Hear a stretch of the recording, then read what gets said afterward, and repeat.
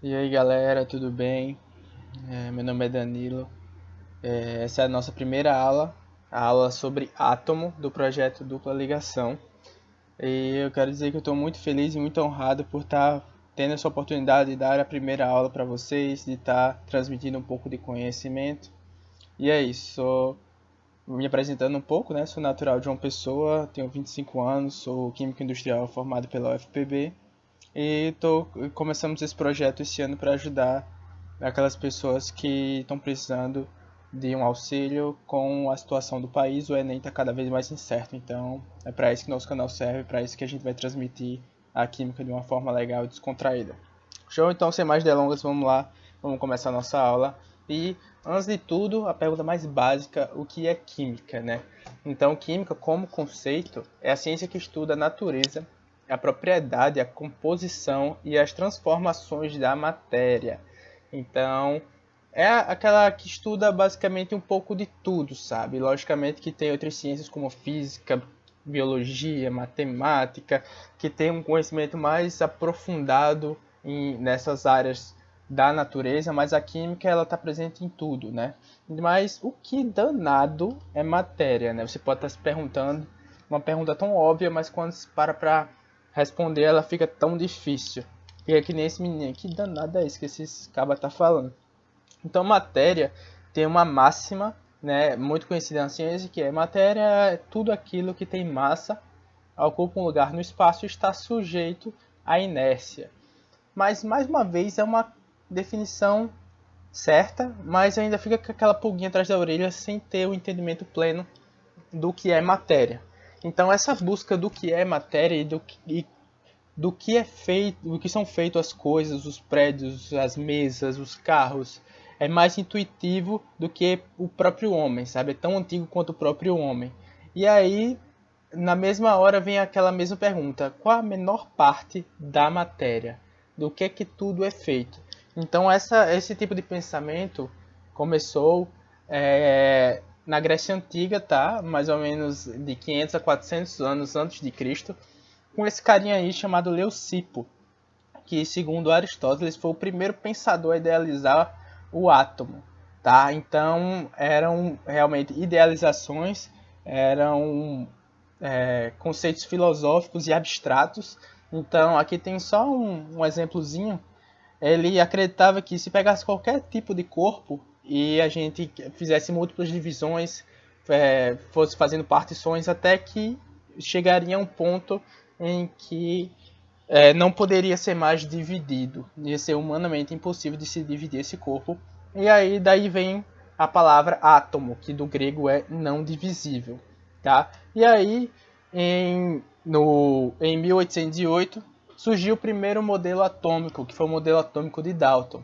Então, no século XVIII, foi um momento em que a química teve um avanço enorme com as primeiras leis, os primeiros pilares que puderam nortear todas as descobertas após isso, que foram as leis da conservação da massa, de Antoine Lavoisier, que falava aquela frase que todo mundo conhece, que nada se cria, nada se perde, tudo se transforma, e de Louis Proust, que também fez essa lei chamada Lei das Proporções Definidas. Então, é como uma receita de bolo, sabe? Para você fazer um bolo, você precisa usar 2 xícaras de farinha, um ovo, 2 xícaras de leite, enfim. Se você fugir dessa proporção, você não vai conseguir um bolo. Então, foi mais ou menos isso que ele queria expressar. As reações químicas elas ocorrem em proporções definidas, de acordo com a natureza. Então não é de qualquer jeito, não é de qualquer forma que as coisas acontecem, sabe? Então essas duas leis elas foram criadas no século XVIII. Essas leis não foram explicadas, elas foram resultado da massiva observação de experimentos repetidos exaustivamente. Então foi fruto realmente da observação de um fenômeno e a descrição dele, tá? Então, mas não se sabia por que acontecia, não tinha uma explicação das leis em si, tá? E aí, impulsionado para conseguir explicar essas leis, surgiu o primeiro modelo atômico com embasamento científico, que foi o de Dalton, em 1808, que é popularmente chamado de bola de bilhar. Então, as conclusões que ele tirou foi que tudo na natureza é formado por átomos, tá? Então é uma coisa intuitiva, como desde lá do passado na Grécia Antiga, que tudo tinha algo em comum, tudo partia, a matéria partia de uma unidade, que é chamada átomo. Mas ele acreditava que era uma esfera maciça e que era a menor parte da matéria, absolutamente indivisível, tá? Outro enunciado do modelo dele é que os átomos não podem ser criados nem destruídos. Os átomos de um mesmo elemento, eles se conservavam desde a sua origem até para sempre, sabe? Então, era aquela quantidade fixa e constante. Eu botei 2 asteriscozinhos aqui para a gente, apesar de que gostaria de frisar que esse foi o modelo dele, que a gente sabe que isso não é certo, né? Então, os átomos eles podem ser modificados na modernidade através de reações nucleares. Então, esse é uma das enunciações do modelo dele que já foi provado que não funciona. Como a da esfera maciça também, mas eu quis dar um destaque para esse especial, para não induzir vocês ao erro, sabe? Os átomos apresentam características iguais. Átomos de um mesmo elemento são caracterizados por massas iguais. Esse enunciado está 99% certo, mas ele peca no finalzinho. Os átomos eles são caracterizados não por massa igual, mas por número de prótons iguais, tá? Então, eu vou ter outro asterisco para que vocês não sejam induzidos ao erro nos próximos modelos, tá? Mas que fixem que ele falava que todos os átomos eram iguais, tinham o mesmo elemento, e que eram caracterizados pela massa, tá? E os átomos podem se combinar para formar moléculas que compõem a estrutura básica das substâncias. Então, como está descrito aqui nessa imagem, é uma molécula de água segundo o modelo atômico de Dalton. Então, tinham 2 moléculas de hidrogênio e uma molécula de oxigênio nesse formato de bola de bilhar, tá? O modelo atômico de Thomson, que foi desenvolvido em 1898, ele baseou a sua teoria através do conhecimento e dos experimentos de outros cientistas que vieram antes dele, e eu vou explicar um pouquinho para vocês, tá? O primeiro deles foi o experimento de Crookes. E o que danado foi isso? Então, o experimento dele foi justamente pegar um cilindro, né, uma vidraria dessa, transparente, e tirar todo o ar desse sistema, fazendo com que a resistência do ar fosse o mais baixo possível. Então ele trabalhava em pressões baixíssimas. E aí ele ligava nessa extremidade um polo negativo, tá? E nessa extremidade um polo positivo.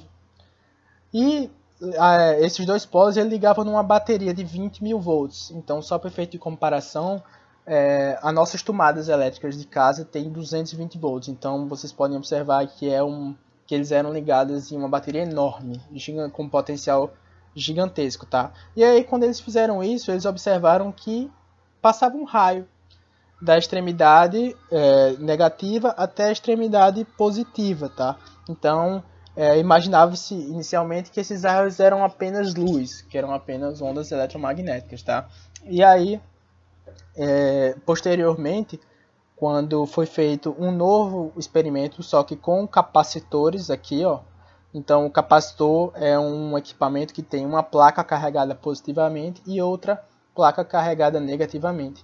Então, quando foi repetido esse experimento, foi observado que a luz, né, ele sofria um desvio na direção da placa positiva. Então, eles concluíram que essa luz era raios dotados de carga, e a carga era uma carga negativa, uma vez que eles eram atraídos pela placa positiva, tá?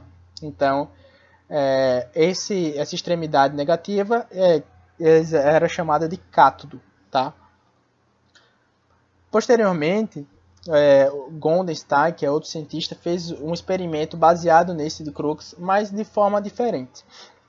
Ele primeiro deslocou o cátodo, tá, que era a extremidade negativa, para o meio e fez furos nele e repetiu o experimento. O que é que ele pôde observar? Os mesmos raios catódicos indo em direção ao ânodo, que é a parte positiva, mas ele observou também uma outra parte complementar, que eram os raios de característica positiva, quando foram trabalhados também com capacitores, tá? Então, as partículas negativas iam para cá e as positivas iam para cá. E esses raios foram denominados de raios canais, que tinham característica positiva, tá? Então, a partir daí, eles conseguiram entender que a matéria tem natureza elétrica. Então, mesmo aquilo que é neutro, ele é neutro porque ele tem quantidades iguais de elétrons e prótons, de carga negativa e carga positiva, tá? Então, só voltando aqui, essa aqui foi a descoberta do elétron. Por quê? Porque eram partículas, eram raios dotados de carga, tá bom? Que vinham aqui atraídos pela placa do capacitor positiva. E aí, o modelo de Thomson enunciava o quê?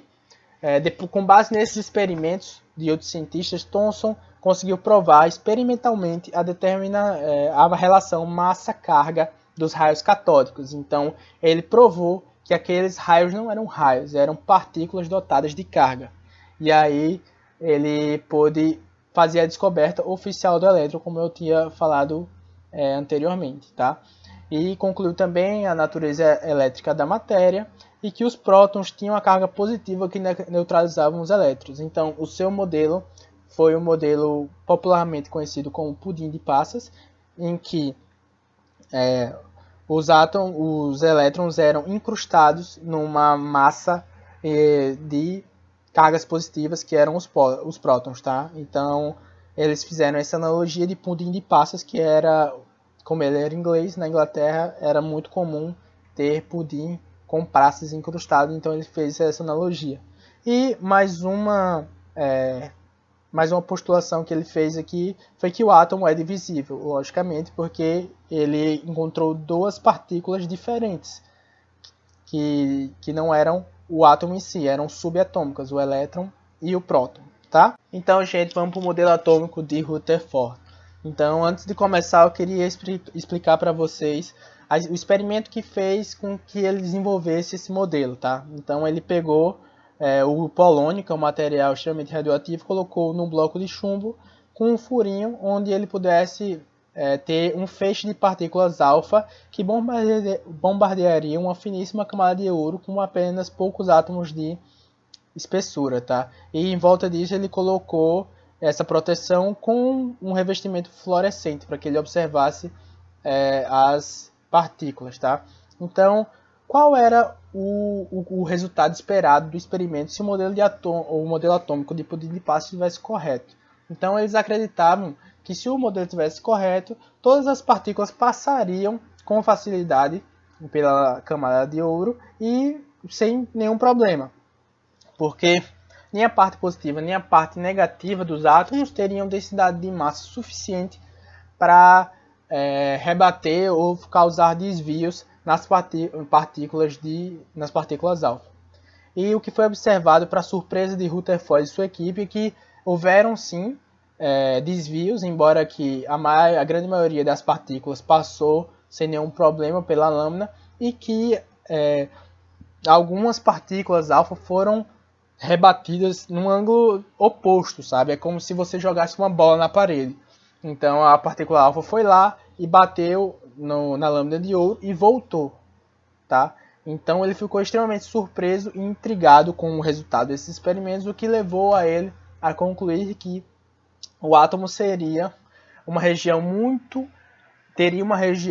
muito menor que o próprio tamanho do átomo, concentrando toda a sua massa, para fazer sentido.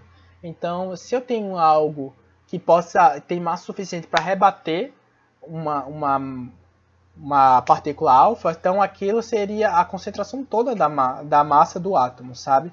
E que os elétrons eles ficariam dispersos num espaço bem vazio e com massa desprezível. Então, daí surgem os primeiros conceitos de eletrosfera, o primeiro conceito de núcleo, tá? Que eles eram também dispostos em órbitas circulares. Então, era isso que o modelo atômico de Rutherford falava a partir desse experimento, tá?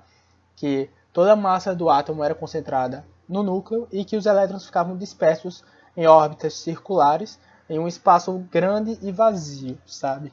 Então, era mais ou menos isso. E o átomo moderno, com o avanço dos estudos, embasados principalmente na mecânica quântica e ondulatória, eles explicaram as falhas do modelo de Rutherford, que a gente vai ver mais para frente, tá? Então, em 1934, Chadwick ganhou o prêmio Nobel pela descoberta do nêutron, que tem função de diminuir a repulsão eletrostática dos prótons, dos prótons do núcleo, quase não sai, né? Então, só uma pequena revisão, a gente saiu lá de Dalton, onde era uma esfera maciça e indivisível, e agora a gente já tem 3 partículas subatômicas. Então, a nossa configuração do átomo é de que ele é composto por um núcleo, né, onde estão os prótons e os nêutrons, e a eletrosfera, onde ficam os elétrons dispersos, tá? Ele ainda conseguiu determinar a carga relativa dessas espécies subatômicas, o próton com carga positiva, o nêutron com carga zero e o elétron com carga negativa, tá? Então, ele observou também a massa do próton e do nêutron, que é mais ou menos igual, é 1, tá? E que a massa do elétron é 1836 vezes menor que isso. Então, é desprezível a massa do elétron. Então, aqui a gente pode observar novamente que aquela ideia de que Rutherford tinha, que o núcleo era a concentração de massa do elétron, ele estava correto, porque ele é composto de prótons e nêutrons, que tem a massa 1, cada um, e o elétron tem a massa desprezível. Então, esse postulado do modelo atômico de Rutherford estava correto, tá bom? Então, vamos lá para algumas características dos átomos. Então, atualmente, nós temos na tabela periódica 117 átomos diferentes, sendo 92 deles encontrados na natureza e o restante fabricados em laboratório, tá? Uma propriedade e uma característica dos átomos é o número atômico, que tem um símbolo de Z. Então, o número atômico é o número de prótons do átomo, tá? Então, os átomos se diferenciam entre si pelo número de prótons do seu núcleo, independente do número de massa que tenham. Lembra de quando eu falei lá atrás de Dalton, falei sobre isso, de que eles não se diferenciam pela massa, mas sim pelo número de prótons do seu núcleo, tá? O segundo conceito e característica dos átomos é o número de massa, que é representado pela letra A. Praticamente toda a massa do átomo se encontra no seu núcleo, como a gente já tinha observado antes. Então, a massa total do átomo é o número de prótons mais o número de nêutrons, onde P, né, representa os prótons e N os nêutrons, tá? E aqui uma observaçãozinha, onde a massa do próton é igual à massa do elétron, que é igual a 1, certo?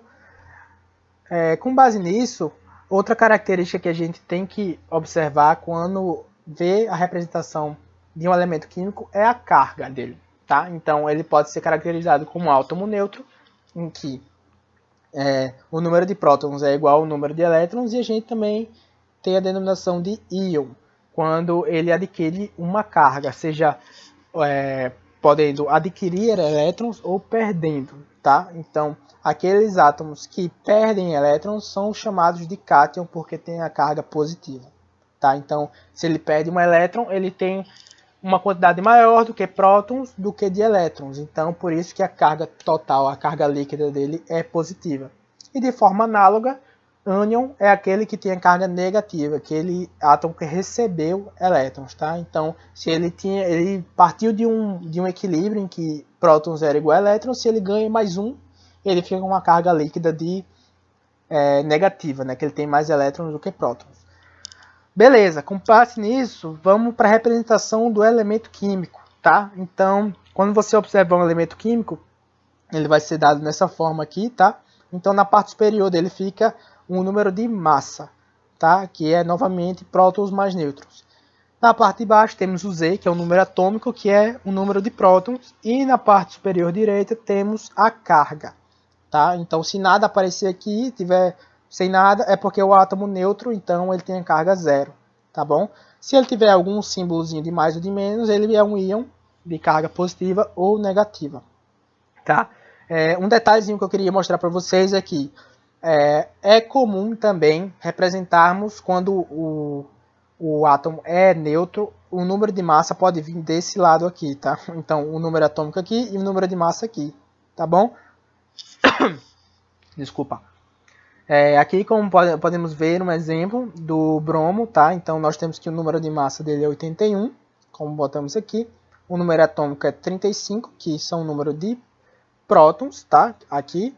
E aí, nós podemos calcular o número de nêutrons, que é justamente a diferença entre a massa e o número de prótons, tá? Como a gente está vendo aqui que não tem nenhuma carga aqui, a gente sabe que ele é um átomo neutro. Então, se ele é neutro, a quantidade de carga positiva é igual a de negativa, portanto, prótons são iguais aos elétrons. Então, 35 também, e a carga é zero. Vamos agora para o exercíciozinho de fixação, tá? Eu gostaria de vocês agora que pausassem um pouco o vídeo e tentem fazer por conta própria com base nesses conhecimentos que eu acabei de passar, tá? Mas, vamos lá. Continuando. Vamos fazer o exercício aqui. Então, letra A, nós temos o molibdênio, tá? Então, de cara, nós observamos. É um átomo neutro, tá? Não tem carga aqui. O número de massa dele é 96. Então, aqui a gente já consegue identificar direto. O número de prótons dele, o número atômico, é 42. A gente já identifica direto. Então, vamos calcular o número de nêutrons. Então, os nêutrons o número de massa menos o número de prótons, que é 96 menos 42, o que dá um número de nêutrons de 54 e o número de elétrons de 42, que é exatamente igual ao de prótons, porque é um átomo neutro, tá? Letra B, o enxofre. Vamos lá. Aqui a gente já sabe de cara que o número de massa dele é 32, o número de prótons dele é 16, mas a gente observa que tem uma carga aqui, tá? Uma carga 2 menos. Isso significa que ele ganhou 2 elétrons, tá? Então, de cara, a gente tem que prótons são 16, então elétrons são 18, porque ele ganhou 2, tá?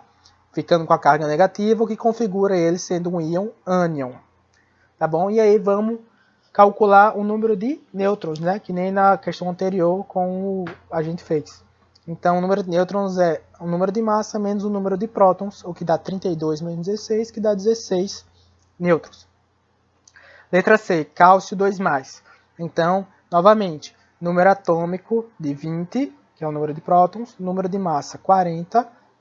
E aí, o número de nêutrons é massa menos prótons, 40 menos 20. Então, temos que o número de nêutron é 20. E aqui o número de elétron é 18. Por quê? Porque nós temos no átomo neutro prótons igual a elétrons, então 20 prótons é igual a 20 elétrons, mas ele perdeu 2 elétrons, então ele fica com carga de mais 2 e fica com 18 elétrons, configurando um cátion, tá? Carga positiva. Na letra D temos o urânio, então temos a quantidade de massa de 238, com o número atômico 92, então 92 prótons, e o número de nêutrons, como é massa menos prótons, 238 menos 92, o que dá 146. E o número de elétrons é 92, pois é um átomo neutro, então prótons é igual a elétrons. Show? Vamos nessa. Beleza, os átomos eles podem ter coisas iguais, tá? Então nós temos 3 tipos de características de átomos. Então, temos que os átomos podem ser isótopos, ou seja, tem o mesmo número de prótons. Presta atenção nesse Pzinho aqui, tá? Desculpa novamente, gente. O mesmo número de prótons, tá? Então, isso aqui, a gente lembra do conceito de elemento químico, tá? Então, todos os átomos do mesmo elemento, eles são isótopos, porque é isso exatamente que caracteriza o próprio elemento, ter o mesmo número de prótons, tá? Então aqui a gente observa o caso do hidrogênio, que ele tem 3 formas isotópicas, desculpa. O prótio, que tem 1 elétron e 1 de número de massa. O deutério, que tem 1 próton e 2 de número de massa. E temos o trídio, que tem 1 próton e 3 números de massa. Tá? Então, essa tabelinha aqui eu quis trazer para vocês observarem que é comum os elementos terem isótopos. Tá? E aqui temos o hidrogênio, carbono, oxigênio, e como o número de massa deles varia bastante entre si, ó, 12, 13, 14. O número de elétrons também varia, e a proporção dele na natureza, tá? Então, o hidrogênio 1, ele tem íon de massa, tem 99,98% de abundância na natureza. Então, é basicamente quase todo ele. Temos o deutério e o trídio, apenas traços, e assim sucessivamente, tá? É importantíssimo, gente, a gente não confundir esses dois conceitos que são diferentes, mas parecem a mesma coisa. Então, vamos prestar atenção aqui em massa atômica e número de massa, tá? O conceito de número de massa é o número inteiro, tá? Então já pega esse bizu, porque é um número inteiro sempre. Porque ela representa o número de partículas no núcleo. Então é sempre a quantidade de prótons mais a quantidade de nêutrons, tá? Então, sempre número inteiro. A massa atômica é uma coisa diferente, tá? É uma medida média da massa de todos os isótopos naturais daquele elemento. Então, vamos supor que a gente pegasse a massa média de todos essas formas do carbono, e aí a gente tinha a massa atômica dele. Então, é importante dizer que essa massa é expressa em U, que é a medida dela, né?